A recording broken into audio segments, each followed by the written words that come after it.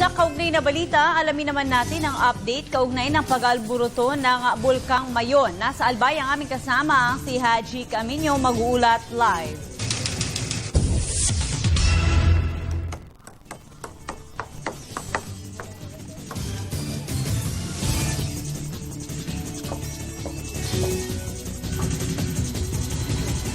Magandang hapon sa iyo, Princess. Mas mahigpit na pagbabantay ang ginagawa ngayon ng Philippine Institute of Volcanology and Seismology of PHIVOLCS dito sa Region 5 sa aktibidad ng Bulkang Mayon. Anumang araw kasi ay posible nang pumutok ang bulkan kapag nagpatuloy ang pagdaloy ng lava mula sa bunganga nito.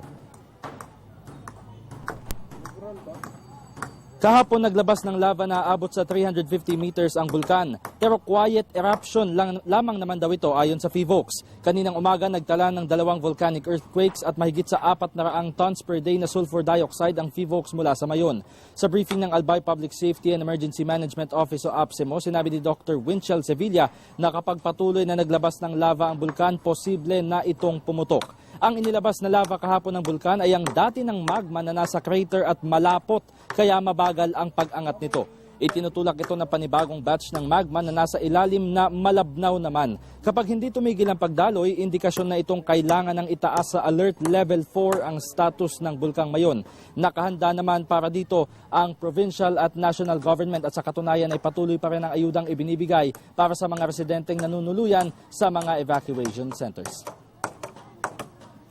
Samantala, Princess, paulit-ulit mang bumabalik o paulit-ulit man yung paalala ng provincial government sa mga residente o sa mga evacuees, meron pa ding mangilan-ngilan na bumabalik pa din sa kanilang mga tahanan na sakop ng 6-kilometer permanent danger zone. Pero kanina lamang sa briefing ng APSEMO ay nilinaw ni Albay Governor Joey Salceda na hindi lahat ng mga bumabalik ay mga landowners o mga animal owners, ika nga. Sa katunayan, 10% lamang daw yung mga evacuees na bumabalik sa kanilang mga tahanan at nagmamay-ari ng lupain doon. Samantalang 90% naman yung mga tinatawag na middle class o yung mga small landowners na tinatawag. Kaya yan yung patuloy din nilang tinututukan hanggang sa ngayon. Hindi daw ibig sabihin na kapag private o kapag middle class yung may-ari ng lupain doon sa 6-kilometer permanent danger zone ay malaya na silang makakabalik o makakapunta sa delikadong lugar na yon, lalong-lalo na kapag naglabas na ng pyroclastic materials